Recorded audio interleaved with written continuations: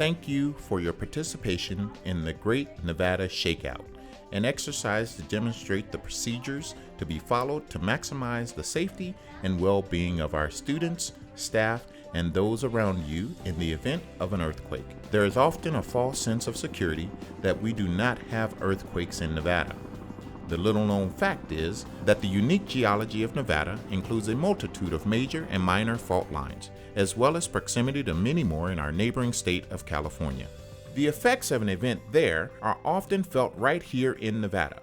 With earthquakes as an inevitable part of our future, schools should make plans and take actions to ensure that disasters do not become catastrophes. What we do now will determine what our lives will be afterwards. The principles practiced here will apply to many other hazards. Schools also need to be prepared for fires, floods, hazardous material releases, and other man-made and natural disasters. With this in mind, this earthquake drill and preparedness activity has been made available to schools of all sizes to get their staff, students, and parents involved and prepared for a big earthquake. The preparedness of school staff, students, and their families will be essential to supporting your school's response and recovery efforts after a disaster. The following drill guidelines are designed for schools, and each drill uses the general earthquake response of drop, cover, and hold on as its foundation. So what is it that you need to do for you and your students to get the most from the exercise? Prepare yourself. First, check that the school emergency evacuation route map is posted in your room. On it, mark your room clearly in a contrasting color.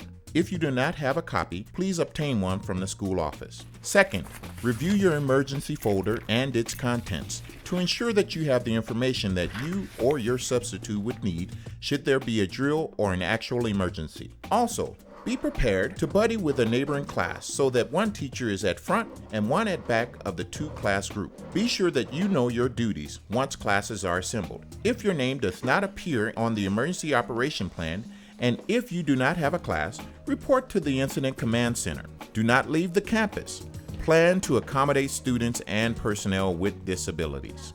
Check that you know the location of your fire extinguisher and recall the acronym PASS to remind you how to use pull the pin, aim at the base of the fire, squeeze the handle, and sweep at the base of the fire.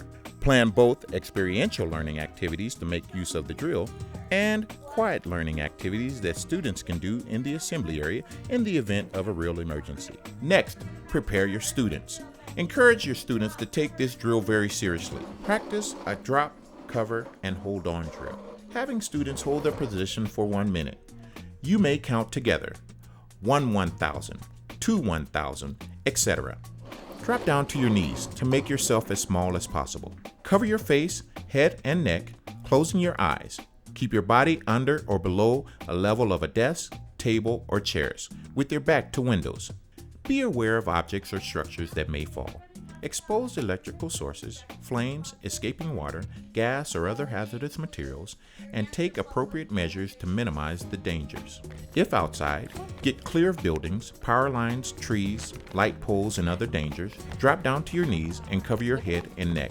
Teach your students the 4 rules of building evacuation. Don't talk, don't push, don't run, and don't turn back. Students should know that if there is an earthquake, when they are anywhere on campus but outside of a classroom during break or lunch, they should exit with the nearest class and should not go back inside. If they are between classes, they should assemble in the outdoor emergency assembly area with their next period class. Teachers in science labs and workshops should demonstrate to students how to extinguish any flames and isolate any hazardous materials in use. Everyone needs to review the emergency evacuation routes. Monitors need to be prepared to assist teachers with evacuating students, especially with classes on second floor or without easy access to open space outdoors.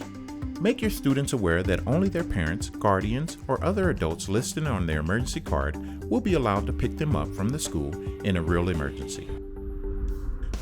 Thank you for being a part of this very important exercise. Your being prepared will help bring calm and order into what will undoubtedly be a frightening situation, minimize the chance of injury, and quite possibly save lives. If you have any further questions, please visit www.shakeout.org untitled.org/Nevada.